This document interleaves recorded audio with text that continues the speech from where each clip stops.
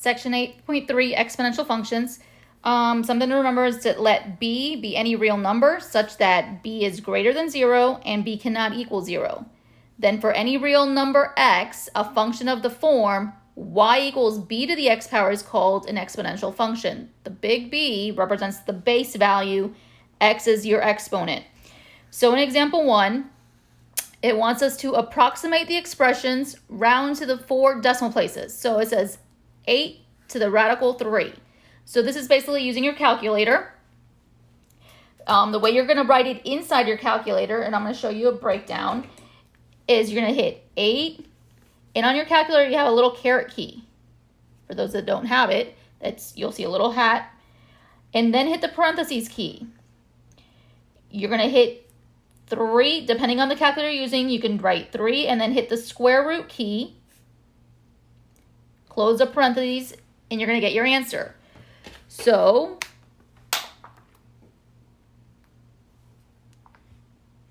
I'm in my calculator. I'm going to go 8, and then here's my little caret key, hitting the parentheses, and then I go 3, but I'm going to hit the square root key. See, now it's after, depending on the way your calculator is set up, you need to change it. So I need to delete that back. I'm going to put square root, hit the 3, close the parentheses, and hit equal. I get 36.6604. It said to go 4 decimal places, so we're going to write 36.6604. And the reason I don't go anything after it, because after that 4, there was another 4. And remember, it said 4 decimal places, so 4th place here. 4 does not make it go up, so that's where we end up with 36.6604. Again, the next one says 5 to the negative radical 17. So same situation. 5 caret, in parentheses, you're going to write negative, hit the square root key, put 17, close it.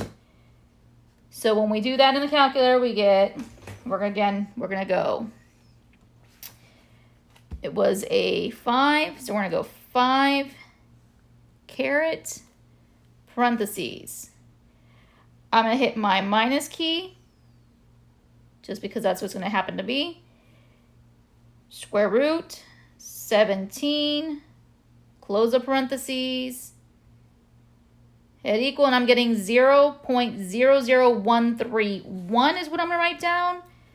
So I'm seeing 0.00131. After the decimal place, there's 1, 2, 3. There's my 4th decimal place. The 1 did not make it go up. So you end up with 0.0013 for your answer. When you look at the next one, it's square root of 10 raised to the radical 2. So we're going to have, hit the square root 10, caret, parentheses, square root 2 closed. So square root 10, caret, parentheses, square root 2 closed, equals, and we get 5.09456. So we see 5.09456. Again, we need to go 4 decimal places. So here's 1, 2, 3. Here's my 4th. Now that 6 is greater than 5, which makes the 5 increase. So you end up with 5.0946. Okay, property of graphs of f of x equal to b of x. So exponential function is defined by f of x equal to b to the x power, where b is greater than 0 and b does not equal 1. So in this graph depicted here, first thing I notice is the graph lines do not drop below the x-axis. What does that mean? It means, remember, you're bound by 0. Your b value has to be greater than 0. So when we look at our situation here, you approach 0 axis, the x-axis here, the 0 line, but you don't go below it. So The pink line you see here says the b value is greater than 1, which means that base value was greater than 1. So it's a 1.1, a 1.01, a 3, a 5. So it's getting larger. The blue line that is decreasing here, notice that it's coming from the left, going down to the right. The values of the b fall between 0 and 1, which means this is where you will see your fractions, your below $0.1 values. You approach 1 and you are not 1. 0, 1, which is your y-intercept because it's hitting the y-axis, is your bound line. That is your boundary point. Most graphs will cross through the 0, 1 if it's in the base form. So some rules that you need to know. If the b value happens to be greater than 1, it's called increasing exponential function. So we know it as our exponential growth. Think of your economics classes. If the 0 is less than b less than 1, it's called the decreasing exponential function, known as exponential decay. Again, think of your economics classes. Also, think of decay as in when you're doing chemistry values. Finding the half-life of radium or nobelium, any of those type of equations, that is what exponential decay means. It's approaching 0. Exponential growth, it means it's going to positive infinity. Exponential decay is approaching 0. Remember that. Next thing we need to know is the domain. So domain means the x value. So it's going to be all reals, negative infinity to positive infinity. And if you look at the graph here, notice that that graph line has arrows, which means it's still increasing for the x's to the left. It's still going x's to the right. Same thing with the pink. X is to the left, pink to the right. They're still going large. Range is going to be between 0 and negative infinity. So remember, we didn't cross below the y-axis, so we are going positive direction. The line y equal to 0, it's known as your x-axis. That is your horizontal asymptote. Function passes through the point 0, 1 because f of 0 is the same thing as saying b to the 0 power, which is 1. Okay, so we're going to try some exponential growth and decay. So it says graph the functions. It says f of x is equal to 2 to the x power. So remember, you can refer back to a t-table. So I'm going to make a little t-chart. And notice, we want to have negative numbers for the exponents and positive numbers for the exponent. So I am going to pick, I'm going to go from negative 3 to positive 3 on the x's. So you do your t-chart. Negative 3, negative 2, negative 1, 0, 1, 2, 3. Not necessarily will you'll always have to do these. I'm just giving you a boundary so you can see what's going to happen. So we're plugging in negative 3 in here. So it's 2 to the negative 3 power. Remember the rule. You're not allowed to have negative exponents, so you make it a reflection of it. So this is actually 1 over 2 to the 3rd power, which makes it 1/8.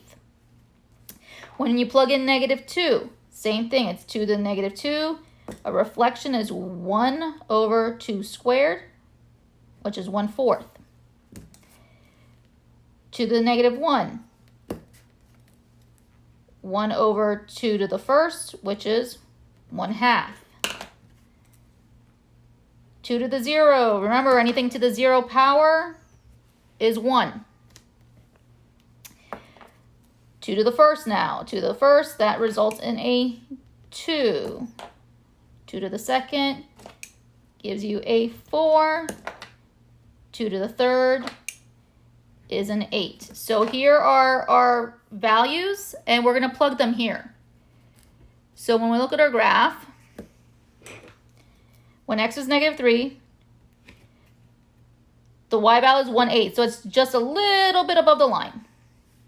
When x is negative 2, I'm at 1/4, so I'm a little bit beyond that. When I'm negative 1, I'm at halfway point, half the distance. When I'm at 0, I hit the y-axis at 1. When x is 1, I'm at 2. When x is 2, you're at 4. So that's 3, 4. When x is 3, you're at 8. 5, 6, 7, 8. So what's happening is that your graph is going positive exponent, exponential growth.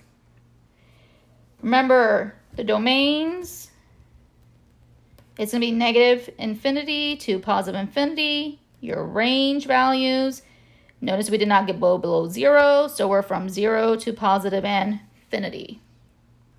Okay, we're going to do the same thing, but now we're going to show decay. So it says g of x equals 1/2 to the x power. Again, create your t-chart. Because it's 1/2, think of, so I'm going to use -3, -2, -1, 0, 1, 2, 3 again. So when we plug in -3, so it's 1/2 to the -3 power. Remember, the rules that we learned back with exponents. Negative exponents, if you have a fraction inside, you are flipping the fraction and making the sign positive. So we're going to go and write this as 2 divided by 1 to the 3rd power. Well, 2 cubed is an 8.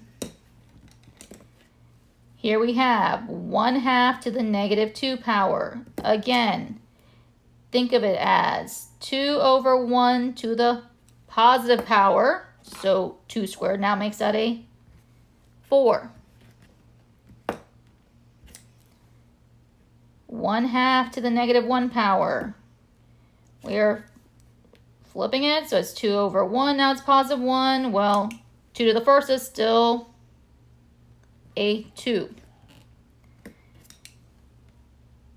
1/2 to the 0 power. Remember, anything to the 0 power is a 1. Here we have 1/2 to the 1 power. We have a 1/2.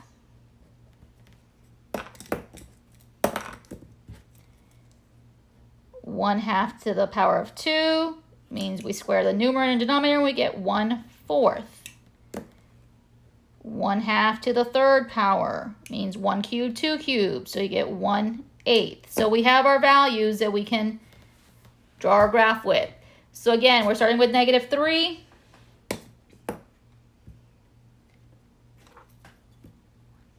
When x is -3, we are positive 8. So we have a dot up here. When x is -2, we're at 4. When x is -1, we're at 2. When x is 0, we're at 1. When x is a 1, we're at a halfway point. Then a quarter point. And so forth. So we are